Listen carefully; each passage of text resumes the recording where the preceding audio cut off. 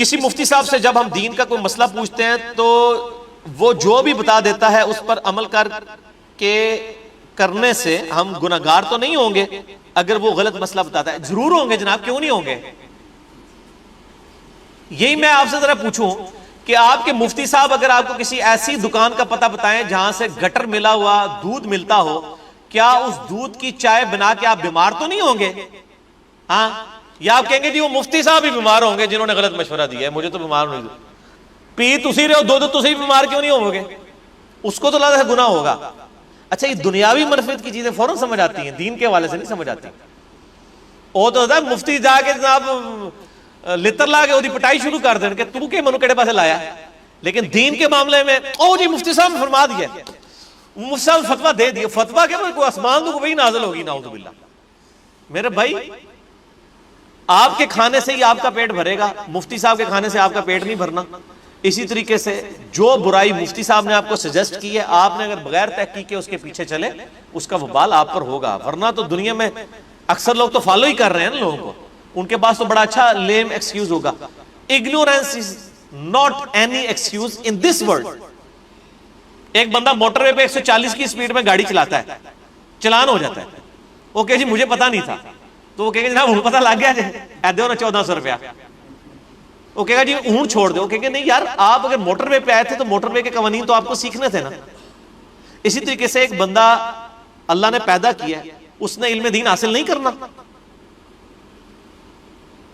اور پھر comparative study کیا اس نے نہیں کرنی؟ ایک بچے کو اسکول میں داخل کرنا ہونا 50 بندوں سے مشورہ کرتے ہیں، اور دین کے لیے جو محلے کی مسجد ہے ادھر ہی وہ اسی کے پیچھے چلنا شروع کر دیتے ہیں، چاہے اس کو 50 بندے سمجھائیں بھی کہ یار غلط کر رہے ہو، پھر بھی نہیں مانتے۔ اور دنیاوی معاملے میں میں اکثر مثال دیتا ہوں، آپ موٹر بائک پہ دن کے وقت ہیڈ لائٹ آن کر کے ذرا جائیں، 50 بندے تو انجن کریں گے، آپ کو کسی پہ غصہ نہیں آئے گا کہ تسی اینج کرو گے کہ منو کو اشارے کرنا پیا، آپ اس کو ایسے کریں گے ساتھ ہیڈ لائٹ۔ لیکن دین کا مسئلہ آپ کو کوئی بتا دے جو آپ کے فرقے سے ٹکراتا ہو، اور وہ آپ کو کوئی بندہ بتائے کہ میرے بھائی آپ اس طرح کر کے دوزخ میں جا رہے ہیں، آپ کی آخرت برباد ہو رہی ہے، ہیڈ لائٹ جلنے سے زیادہ بیٹری بیٹھ جائے گی نا، دنیا کا نقصان ہوگا، وہ بھی کوئی اتنا بڑا نقصان نہیں ہے، اس سے آپ کی آخرت برباد ہونے والی ہے، لیکن آپ سیکھ پا ہو جائیں گے۔ اور پھر آپ لوگوں کو کبھی یہ تانا دیں گے جی وہ گل ٹھیک ہے لیکن صحیح انداز نال نہیں انہیں سمجھائی گل، تو صحیح انداز سے اگر نہیں سمجھائی تو اس کا مطلب میں نے بات نہیں ماننی۔ یعنی اگر میں اناؤنسمنٹ کروں اپنے کسی جاننے والے کو 2-3 گالیاں نکال گا، فلانا ٹنگیا ادھر جاؤ، تو گورنمنٹ نے اناؤنسمنٹ کی ہے کہ جو اس مسجد میں فجر کی نماز جماعت سے پڑھے گا تو اس کو 50,000 روپے چیک ملے گا، تو اس کو کیا گالی یاد رہے گی؟ او جناب مسکرایا گیا، بڑی مہربانی جناب، گال کر رہے تھے مہربانی۔ لیکن دین کی بات آپ جتنے بھی میٹھے انداز میں بتائیں، چونکہ ان کے فرقے کے اور توہمات کے خلاف ہوتی ہے نا، وہ فوراً آپ کو کوئی نہ کوئی گلہ شکوہ کر دیں گے۔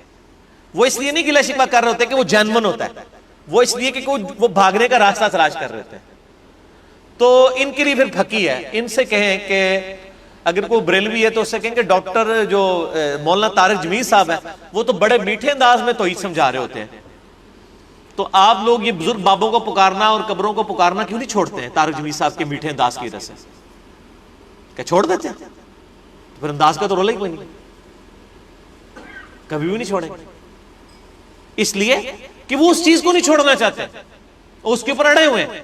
یہ صرف ان کے لیم ایکسکیوزز ہوتے ہیں، اور یہ ایکسکیوزز جو ہیں یا یہ بہانے وہ اپنے آپ کو دھوکہ دے رہے ہیں میرے بھائی، کسی کو نہیں دے رہے۔ ایک بندہ خود اپنی اصلاح نہیں کرتا، اس نے میرا کیا نقصان کر دیا؟